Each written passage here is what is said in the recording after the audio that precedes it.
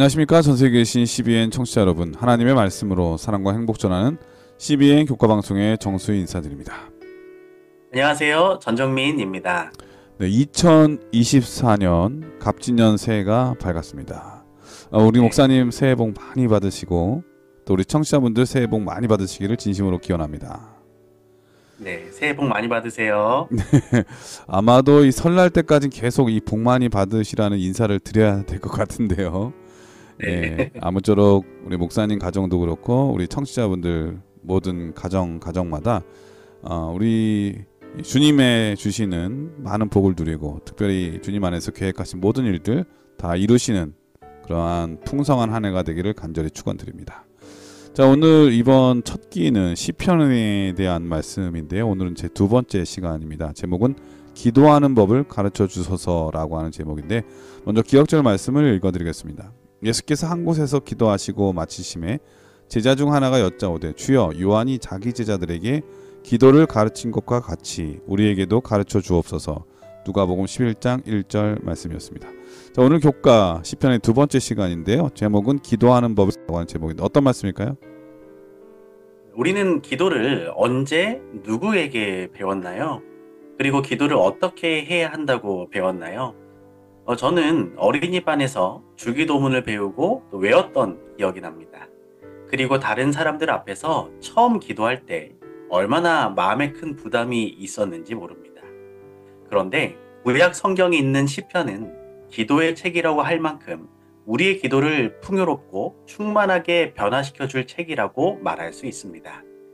하나님께서는 시편을 통해 과거 하나님의 백성들이 어떻게 기도했는지를 단순히 아는 것을 넘어서 오늘 내가 어떻게 기도해야 하는지 가르쳐 주시기 위해서 시편을 우리에게 주셨습니다.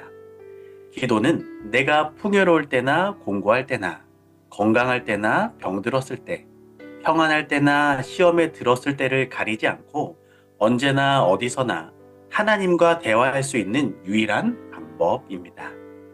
기도를 배우고 훈련하는데 시편만큼 좋은 말씀은 없습니다. 첫 번째 이유는 시편은 하나님의 말씀이기 때문입니다. 갓 태어난 아이를 상상해 보시면 아이는 부모가 건네는 말을 흉내내는 것으로 언어를 배우기 시작합니다. 부모의 언어를 자기 것으로 삼는 반복적인 연습을 통해서 언어를 자유자재로 사용하게 되는 것입니다. 처음부터 자기 언어를 독창적으로 말할 수 없습니다. 기도의 초보자인 우리 역시 하나님의 말을 내 말로 삼을 때 기도를 배우게 됩니다. 두 번째 이유는 시편은 기도하는 우리의 상황과 정서를 너무 닮았기 때문입니다. 그래서 레오나르도 보프는 시편을 일컬어서 우리 영혼의 엑스레이라고 말을 합니다. 우리는 이번 주 교과를 통해서 특별히 상황이 좋지 않을 때에 관한 시편을 살펴볼 것입니다. 하지만 기도와 찬양이 나오지 않는 현실 가운데서도 기도하고 찬양할 수 있는 은혜를 우리는 경험하게 될 것입니다. 그리고 고난 속에서도 예수님처럼 기도하는 나 자신을 발견하게 될 것입니다. 네, 오늘 시편의 말씀을 통해서 이 기도하는 법 그리고 또 고난 중에도 어려움 중에도 우리가 어떤 기도를 올릴 수 있는지 우리 전정민 목사님과 함께 시편을 통해서 배워보도록 하겠습니다. 말씀에 앞서 참여 듣고 시작합니다. 여기는 말씀의 방송 CBN 코리아입니다.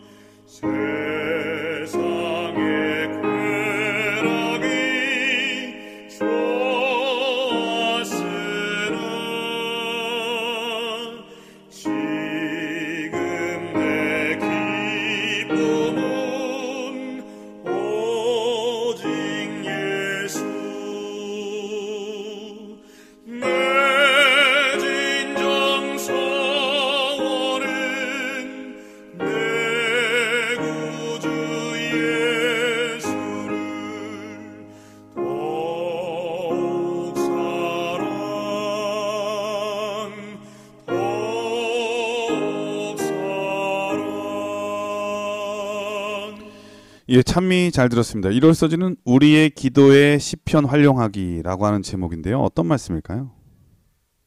네, 먼저 시편 105편 5절에 있는 말씀입니다. 그의 종 아브라함의 후손 곧 택하신 야곱의 자손 너희는 그가 행하신 기적과 그의 이적과 그의 입의 판단을 기억할지어다. 고대 이스라엘 백성들은 시편을 삶 속에서 활용했습니다. 그들은 성전 예배에서, 성전 봉헌식에서, 종교적 절기 때에, 예루살렘으로 순례를 떠날 때, 초하루 예배 때에, 유월절 식사 때에, 아침 예배 때의 기도문으로 시편을 활용하였습니다. 우리가 일상생활에서 시편을 활용하는 간단한 방법은 무엇일까요? 매 시간을 내어 시편 1편부터 시작해서 순서대로 한 편씩 읽는 것입니다. 아니면 유튜브를 활용해서 출근하는 길, 잠시 산책하는 시간에 말씀을 듣는 것입니다. 하지만 내가 처한 상황에 따라 5가지로 구분된 시편을 찾아서 읽는 것도 큰 도움이 될 것입니다. 네, 시편이 150편까지 있잖아요. 네, 그러니까 기도로 돼 있고 찬송으로 돼 있는데 아침에 일어나서 시편 하나 읽고 자기 전에 네, 기도문으로서 시편 하나 읽으면 2번 읽을 수 있겠네요. 2번 1년에. 네, 정말 좋은 방법이 될 것 같습니다. 네, 첫 번째로 시편은 찬양시입니다. 시편 117편 1절에서 너희 모든 나라들아 여호와를 찬양하며 너희 모든 백성들아 그를 찬송할지어다 라고 초청하고 2절에서 우리에게 향하신 여호와의 인자하심이 크시고 여호와의 진실하심이 영원함이로다 라고 그 이유를 설명하며 하나님을 찬양하는 시입니다. 예, 그래서 이 시편 때문에 예, 저희가 지난 방송에서 말씀드렸죠. 성경은 성경 참미 합본으로 돼 있다. 네, 예배 맞습니다. 드릴 때 우리가 찬미를 꼭 해야 되는 것처럼 이 네, 시편에 있는 주옥 같은 가사를 가지고 다윗이 연주했고 또 수많은 사람들이 연주해서 그 예배에 잘 활용했던 것을 우리가 기억하게 됩니다. 네. 네, 두 번째는 어떤 게 있을까요? 네, 두 번째로는 탄식시입니다. 음, 약 70편 정도로 개인이나 국가의 위기 때 하나님의 구원을 요청하는 내용입니다. 하지만 탄식으로 시작했다가 찬양으로 끝이 납니다. 삶의 벼랑 끝에 서 있지만 나의 구원을 약속하시는 하나님을 다시 붙들며 기도하는 시입니다. 세 번째로 감사시입니다. 감사시는 자신이 경험한 구원을 감사하는 내용입니다. 주로 회중 앞에서 하나님의 구원을 간증하는 시입니다. 네 번째로 지혜시입니다. 지혜시는 인간이 어떻게 사는 것이 행복한 삶인지, 그리고 세상의 선과 악에 대한 이해와 악인과 의인에 대한 것을 정리한 시입니다. 마지막 5번째로는 제왕시입니다. 하나님이 우주의 왕이시며 예수님을 통해 세상이 새롭게 될 것을 말하는 시입니다. 우리가 시편을 1편부터 순서대로 아니면 개인적인 상황에 따라 선택해서 읽던지 우리가 분명히 기억해야 할 것은 시편을 통해 개인적인 묵상과 기도를 해야 한다는 것입니다. 우리가 시편을 묵상한다는 것은 하나님께 말하는 방식과 기도의 이유 등 시편의 다양한 측면을 묵상하는 것을 포함하기 때문입니다. 시편의 말씀은 우리의 일상 경험과 일치하기도 하고 때로는 어긋나기도 합니다. 하지만 말씀을 마음과 생각에 새기고 활용하며 우리가 다시 하나님께 겸비한 마음으로 기도할 때 우리의 삶은 풍요로워질 것이기 때문입니다. 예, 1월 서지는 우리의 기도에 시편 활용하기라고 하는 제목인데요. 교회를 처음 나오시는 분들은 기도에 대해서 부담이 되잖아요. 기도를 잘하고 싶은데 어떻게 해야 될지 모르는 분들이 참 많은데, 물론 네, 목사님께서 가르쳐 주시지만 막상 기도하려면 잘 안 나올 때가 있거든요. 이런 분들은 특별히 네, 시편을 계속 읽으시면서 기도를 연습하면 나중에 정말 기도를 아주 잘하는 사람이 되지 않을까 그런 생각이 듭니다. 네, 저도 맞습니다. 특별한 기도 요청이 있거나 그러면 시편의 말씀을 잘 활용을 많이 하거든요. 네. 왜냐하면 주옥 같은 문장이 너무 많고 우리 삶에 꼭 필요한 간결하면서도 이치에 딱 맞는 그런 문장 정말 많거든요. 네, 맞습니다. 특별히 이제 교회 나오신 지 얼마 안 되는 분들은 기도를 순서 때 맞게 되면은 엄청 떨기 때문에 이럴 때 시편을 보시고 기도문을 작성해서 써서 등단하시면 정말 좋을 것 같습니다. 저는 네. 아직도 이 기억이 나는 그 기도하셨던 분이 생각나는데 네. 제가 아주 이제 학생 시절에 학생 전사 때 어떤 어르신하고 짝기도를 하게 됐어요. 네. 근데 이분이 이제 기도를 이제 그러니까 교회 나오신 지도 얼마 안 됐지만 연세가 있기 때문에 그 기도에 대해서 능숙하시지 않았던 것 같아요. 근데 네. 한참 기도를 한참 드렸는데 자꾸 그것이 무엇이다냐? 그것이 무엇이다냐? 자꾸 이러시는 거예요. 그러니까 네. 알고 보니 이분이 예수님의 이름으로 기도합니다. 생각이 안 나신 거예요. 아, 그래서 저는 그분을 좀 도와드린다고 옆에서 기도할 때 예수님, 예수님 계속 네. 그랬거든요.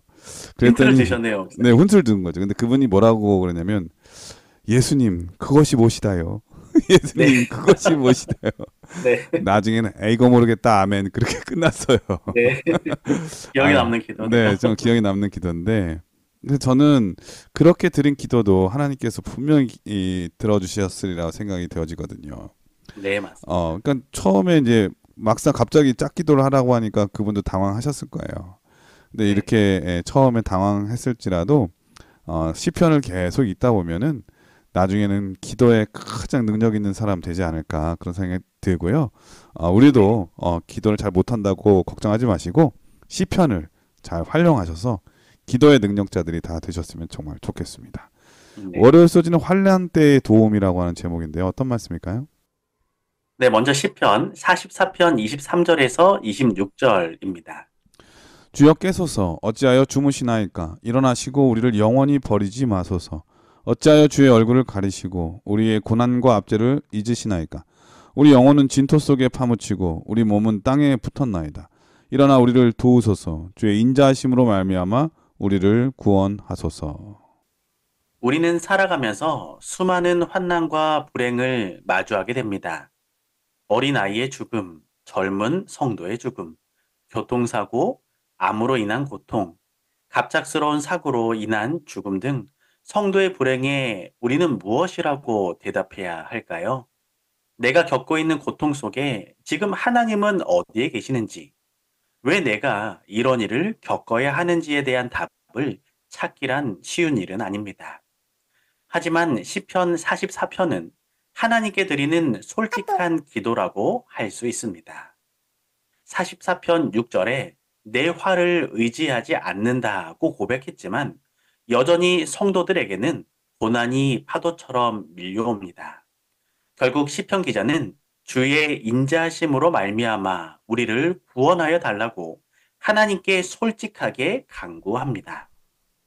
네, 어느 날 저희 집 아이가 이불 속에서 울고 있는 것입니다. 음, 소리내서 울지도 않아 처음에는 우는지도 몰랐습니다. 조용히 옆으로 가서 우는 이유를 물어보니 제가 아이에게 실수한 것을 알게 되었습니다. 목사님 자녀분이 두 분이잖아요. 두 네, 사람이잖아요. 아들이에요, 딸이에요. 아들입니다. 그렇구나. 네, 그래서 아들이 그래서 네. 아이에게 부탁했습니다. 혼자 마음속에 담아두지 말고 아빠에게 말해주렴. 그래야 아빠도 실수한 것을 알 수 있단다. 물론 하나님은 실수하지 않으시는 분입니다. 하지만 우리가 하나님 앞으로 나아가기 위해서는 어떤 기도의 형식이나 외적인 모습이 필요하지 않습니다. 우리가 하나님께 내 감정과 생각을 솔직하게 표현하는 것은 하나님에 대한 신뢰를 높이는 방법이 되기 때문입니다. 그래도 목사님은 정말 훌륭한 아빠시네요. 이 네. 아들에게 내가 실수할 수도 있다. 네. 얘기하면 내가 사과할게. 이게 정말 엄청난 용기 아니겠어요? 우리 네. 사람들은 자꾸 맞습니다. 그런 거를 외면하려고 할 때가 있고 또 어, 저 사람이 너무 센스 나면서 화를 내는 사람 음, 또 실망하는 사람은 오히려 또 이렇게 안 좋게 평가할 때가 되게 많이 있거든요. 특별히 네. 자녀한테 그게 쉽지 않은데 목사님 참 네. 겸손하신 분인 것 같은 생각이 드네요. 네. 아닙니다. 네. 네, 우리가 살펴보는 이 시편은 기도의 책이라고 말할 수 있습니다. 이 기도의 책 시편은 우리가 찾을 수 없고 말할 수 없는 표현을 우리에게 알려줍니다. 시편 44편 18절과 19절입니다. 우리의 마음은 위축되지 아니하고 우리 걸음도 주의 길을 떠나지 아니하였으나 주께서 우리를 승냥이의 처소에 밀어 넣으시고 우리를 사망의 그늘로 덮으셨나이다. 네, 슬픔과 애통은 끝이 보이지 않는 터널처럼 길고도 고통스럽습니다. 하지만 우리는 터널 끝에 서 계신 하나님과 그분의 사랑을 믿어야 합니다. 우리는 시편의 기자처럼 하나님께 내 심정과 마음을 솔직하게 기도함으로 하나님을 전적으로 신뢰하는 삶을 살아갈 수 있는 것입니다. 예, 월요일 서지는 환란 때의 도움이라고 하는 제목입니다. 이 큰 환난이나 이 시험을 만나게 되면 이 마음속에 이 부담이 커지기 때문에 기도가 잘 나오지 않을 때가 있을 겁니다. 저도 그런 네, 경험이 있는데요. 그럴 때는 그저 도와달라는 얘기밖에 못하죠. 기도를 하면서도 하나님 도와주세요. 도와주세요. 네, 근데 이럴 때에 조용히 시편을 펴서 이 환란의 어려움에 처했을 때에 그 저자가 쓴 시편의 말씀을 따라 읽다 보면은 하나님께 그러한 기도를 드릴 뿐만 아니라 내 마음에도 위로가 찾아오는 것 같은 그런 경험을 하게 되거든요. 네, 특별히 저는 우리 안교 교과가 너무 좋은 게 네, 매일의 그 요지마다 매일의 기도가 나와 있어요. 네, 맞습니다. 저희 교사님께서는 저희 교회 교과를 마치실 때 그 중에 하나를 골라서 꼭 기도해 주시는데 저는 그게 너무 은혜가 넘치는 거예요. 아, 네, 우리 청취자분들도 이 매일매일 교과 공부를 하실 때 그 기도문을 가지고 기도하는 것도 좋을 것 같고요. 그리고 또 교과 시간에 그걸로 기도하는 것도 너무 좋을 것 같습니다. 기도가 네, 너무 은혜롭고 이 시편의 말씀 또 우리 교과의 기도 이런 모든 것들이 우리를 기도하게 만드는 아주 좋은 교재가 아닌가 그런 생각이 듭니다. 화요일 소리는 절망 중의 노래라고 하는 제목인데요. 어떤 말씀일까요? 시편 22편 1절입니다. 내 하나님이여, 내 하나님이여, 어찌 나를 버리셨나이까? 어찌 나를 멀리하여 돕지 아니하시오며 내 신음 소리를 듣지 아니하시나이까? 시편 22편은 고통받는 사람들이 슬픔과 외로움을 표현하는데 도움이 되는 말씀입니다. 그런데 이 말씀을 가만히 묵상해 보면 예수님께서도 십자가 위에서 하신 말씀이 생각납니다. 마태복음 27장 46절입니다. 제 9시쯤에 예수께서 크게 소리질러 이르시되 엘리 엘리 라마 사박다니 하시니 이는 곧 나의 하나님 나의 하나님 어찌하여 나를 버리셨나이까 하는 뜻이라. 예수님께서 직접 하신 이 말씀은 시편이 그리스도의 경험에서 얼마나 중심이 되는 말씀인지를 우리에게 가르쳐 주고 있습니다. 이런 걸 보면은 그런데, 네네. 예수님께서도 정말 힘들고 어려울 때 시편의 말씀을 가지고 기도를 하셨네요. 그죠? 네. 예수님께서도 아마 시편에 있는 수많은 노래들을 음. 들판과 산속에서 노래하지 않으셨을까 상상해 볼 수 있게 되는 것 같습니다.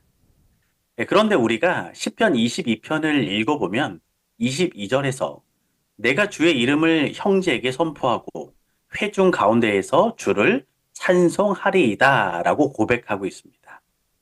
네, 처음에는 하나님 어찌하여 나를 버리셨습니까? 라고 소리를 높이던 기자는 이제는 하나님의 이름을 선포하고 하나님을 찬송하겠습니다 라고 고백하고 있는 것입니다. 네, 시편은 절망 중에 빠진 사람들이 하나님의 말씀을 통해 그들의 마음을 회복하게 하고 다시 한번 소망과 확신을 가지게 해주는 아주 귀한 책인 것입니다. 스코틀랜드의 청교도 목사 토마스 보스톤에게 첫째 아들이 태어났습니다. 이름은 에베네셀이었습니다. 하지만 몇 개월 뒤 아이가 죽고 말았습니다. 1년 후 다시 아이가 태어났습니다. 아이의 이름이 무엇이었을까요? 글쎄요. 에베네셀 네. 2? 아, 둘째 아이 이름도 에베네셀로 지었습니다. 아, 똑같이요. 네, 하지만 둘째 아이도 몇 네. 개월 뒤 죽고 말았습니다. 예? 네, 그는 두 아이를 위해 열심히 기도했지만 결국 죽고 말았던 것입니다. 그는 이렇게 고백합니다. 나는 확실히 깨달았다. 주님을 따라 미지의 길을 걸어간다는 것에 만족해야 한다는 것을. 그리고 윈체스터 대성당의 부속 묘지 안에는 4살 때 죽은 수잔나 테일러라는 아이의 무덤이 있습니다. 그 무덤의 비석에는 다음과 같이 기록되어 있습니다. 친구들에게 사랑스러운 아이였고 부모에게 더욱 사랑스러운 아이였으며 하나님께 가장 사랑스러운 아이였다. 우리는 두 이야기를 통해 인간에게 고통이 사라진 것도 모든 삶의 의문이 해결된 것도 아님을 알 수 있습니다. 하지만 하나님을 그들 앞에 모시고 부활을 바라보았을 때 그들의 두려움과 절망은 제거되었습니다. 미국의 초대 사사이자 시인이었던 에머스는 나에게 무슨 일이 일어나느냐 하는 것보다 더 중요한 것은 내가 그 일에 어떻게 반응하느냐이다 라고 말했습니다. 우리의 신앙생활 속에서 우리는 어떤 반응을 하며 살아가고 있나요?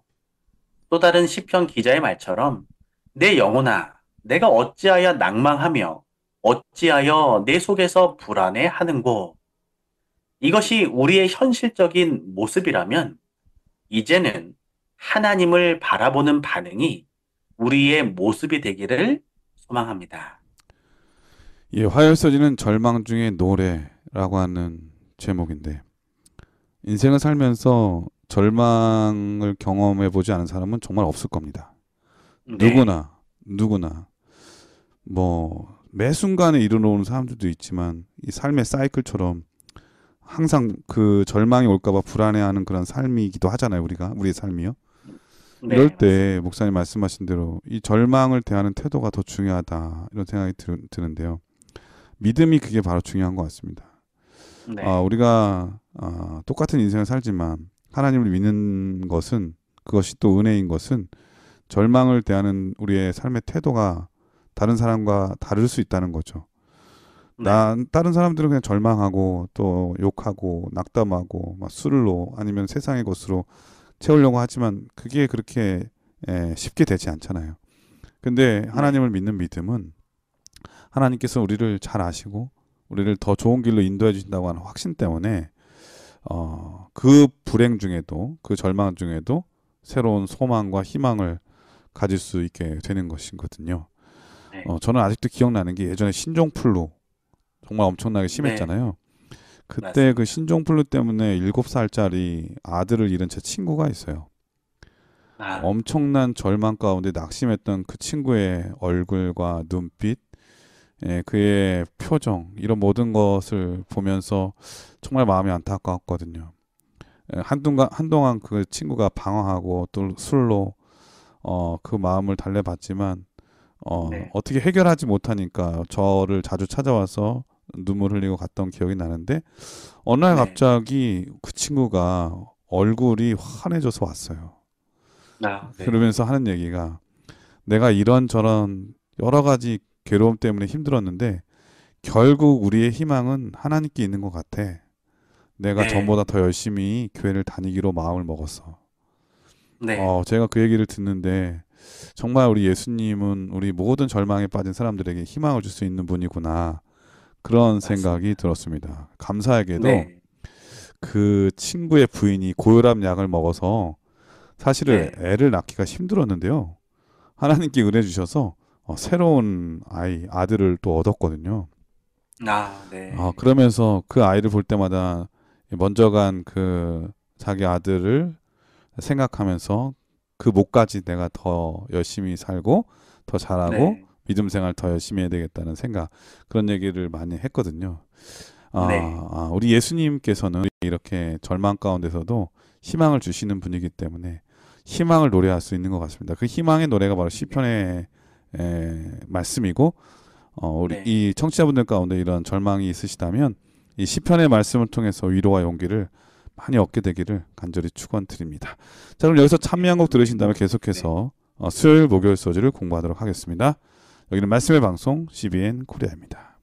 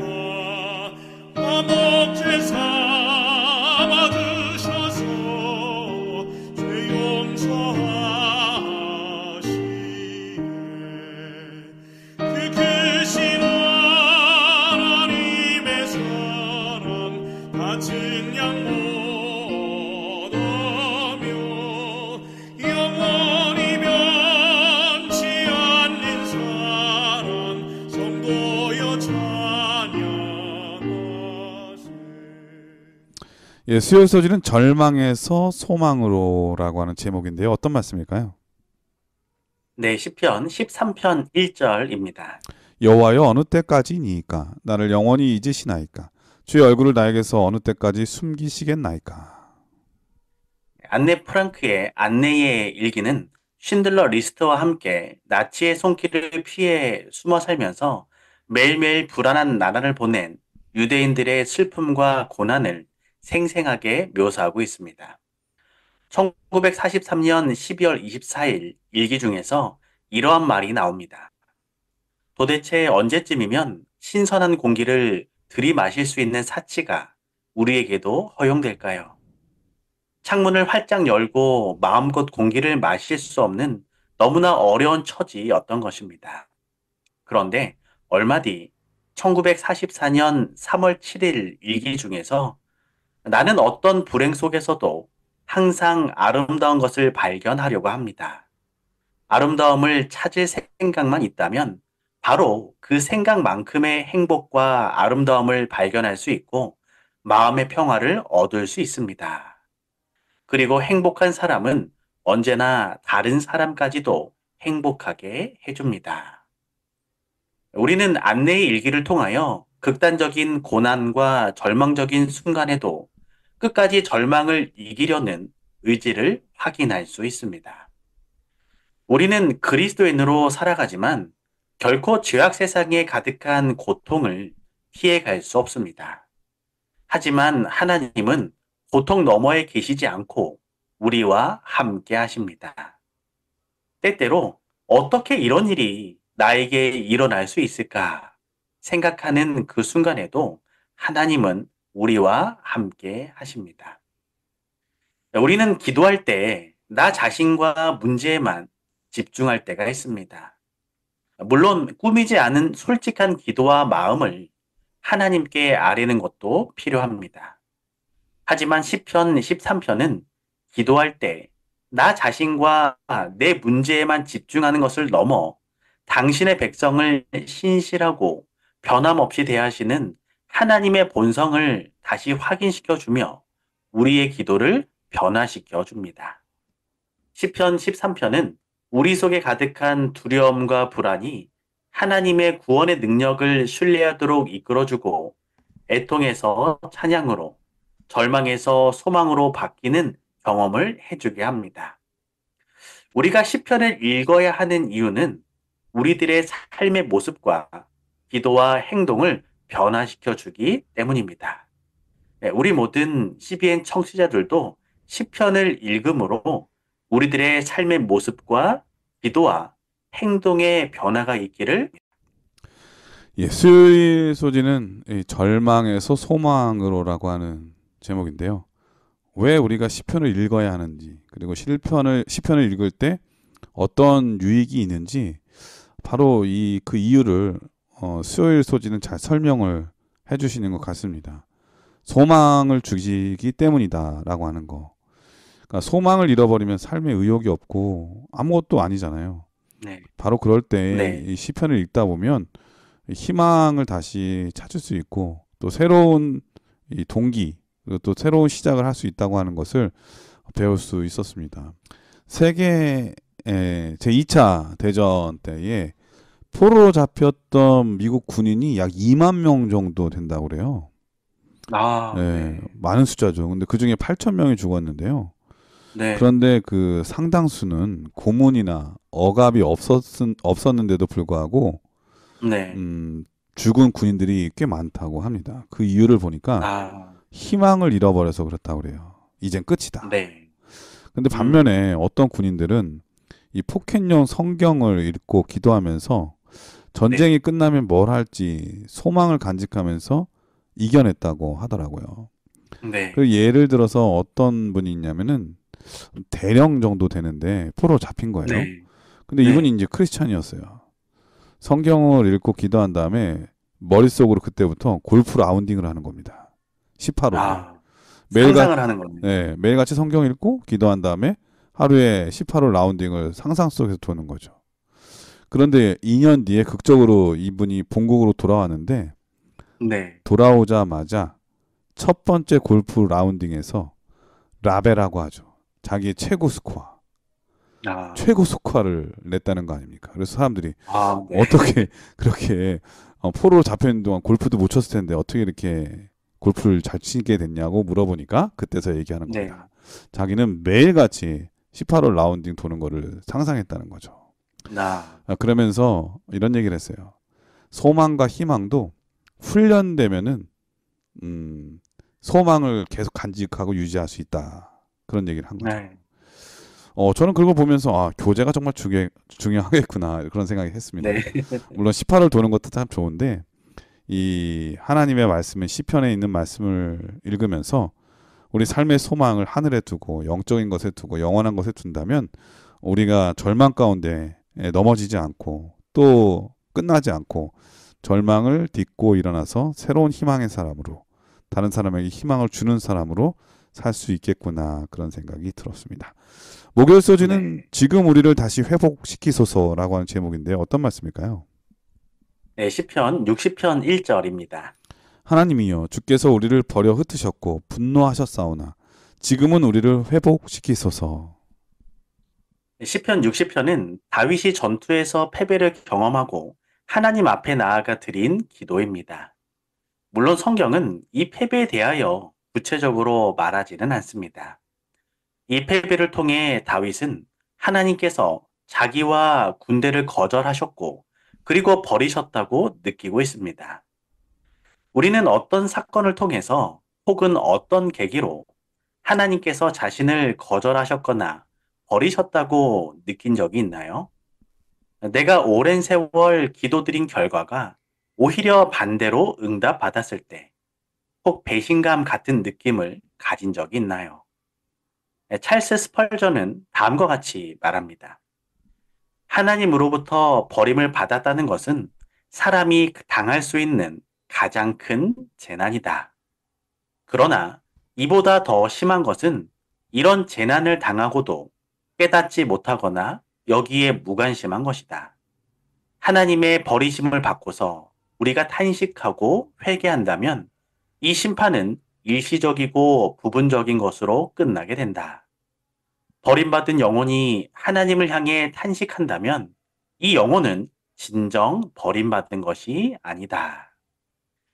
엘렌 화이트는 다윗의 참회 시편을 죄에 대한 참된 애통함의 본질을 보여주는 그의 영혼의 언어이자 기도라고 기록하고 있습니다. 그리고 엘렌 화이트는 성도들의 삶에서 하나님의 임재를 더욱 체험하고 느끼는 수단으로 시편 본문을 암송하라고 권면하고 있으며 유혹과 두려움에 직면했을 때 시편을 활용해 하나님의 말씀을 의지하신 예수님의 방법을 배우라고 강조하고 있습니다. 사실 많은 경우 노래는 기도이다 라는 교육책의 말처럼 우리에게 회화해 우리는 시편 기자들처럼 기도하고 찬양해야 합니다. 그럴 때 우리는 시편 기자들처럼 끈기, 담대함, 용기, 그리고 희망을 함께 경험하게 되며 다시 회복을 경험하게 될 것입니다. 예, 목요일 소지는 지금 우리를 다시 회복시키소서라고 하는 제목인데요. 의사들이 말씀하시는 거를 제가 들었던 것 같은데, 네, 그 어떤 환자보다도 치료 효과가 빠른 환자가 있다고 하더라고요. 네, 그런데 그들 중 대부분은 어떤 사람들이냐면은 낫겠다고 하는 의지가 강한 사람들, 혹은 네, 나을 수 있다고 확신하는 사람들이 그렇다고 하더라고요. 그러니까 네, 마음속에 긍정의 메시지가 있는 사람들이 치료 효과가 크다는 얘기를 들은 적이 있었는데, 그런 걸 보면 사람의 의지가 그렇게 중요하다는 생각이 듭니다. 네, 이 의지를 확신으로 바꿔주는 것이 있다면 바로 하나님의 능력이고, 그것을 또 마음에 간직할 수 있는 책이 있다면 그게 바로 성경이죠. 네, 특별히 이 시편의 기도는 바로 우리의 이 절망적인 상황, 또 낙심할 수밖에 없는 그 상황을 역전시켜서 하나님은 우리를 얼마든지 상황을 바꿔줄 수 있는 분이야. 절망을 희망으로, 낙심을 웃음으로 바꿔줄 수 있는 분이야. 라고 하는 확신을 갖고 산다면 우리는 이 세상을 살면서 불행한 사람이 아니라 행복한 사람이 될 수 있겠죠. 네, 행복은 맞습니다. 전달 효과가 되게 크다고 그러잖아요. 음, 예. 내가 행복한 사람이면 그 주변에 있는 사람도 많이 행복해지게 만드는 그런 힘이 있는 것. 그렇기 때문에 네, 예수님 때문에 그리고 또 이 시편의 말씀을 읽음으로써 주님이 살아계심을 확신함으로써 다른 사람에게 행복을 전달해 주는 그런 우리 모든 하나님의 자녀들 성도들이 다 되었으면 정말 좋겠습니다. 목사님께서 이번 주 교과를 정리해 주시고 기도하고 마치도록 하겠습니다. 네, 이제 교과를 정리하면 우리 모든 성도들이 기도와 찬양이 나오지 않는 현실 가운데서도 기도하고 찬양할 수 있는 은혜를 경험하게 되시길 소망합니다. 그리고 고난 속에서도 예수님처럼 기도하는 성도들 되시길 바랍니다. 우리 모든 성도들이 우리의 삶 속에서 시편을 활용하게 되시길 소망합니다. 하루 중 어떤 때라도 시편의 말씀이 내 기도가 되고 내 노래가 되길 소망합니다. 우리 모든 성도들이 끝이 보이지 않는 인생의 어두운 터널을 지날 때 하나님께 솔직하게 기도하고 하나님을 신뢰하는 삶을 살아가게 되시길 소망합니다. 우리 모든 성도들이 나에게 일어난 문제에 집중하기보다는 하늘을 바라보고 소망 가운데 반응하는 삶을 살아가게 되시길 소망합니다. 우리 모든 성도들이 시편을 읽음으로 인해 우리의 삶과 신앙이 변화되는 복된 삶을 살아가게 되시길 소망합니다. 예, 목사님께서 기도해 주시고 교과를 마치도록 하겠습니다.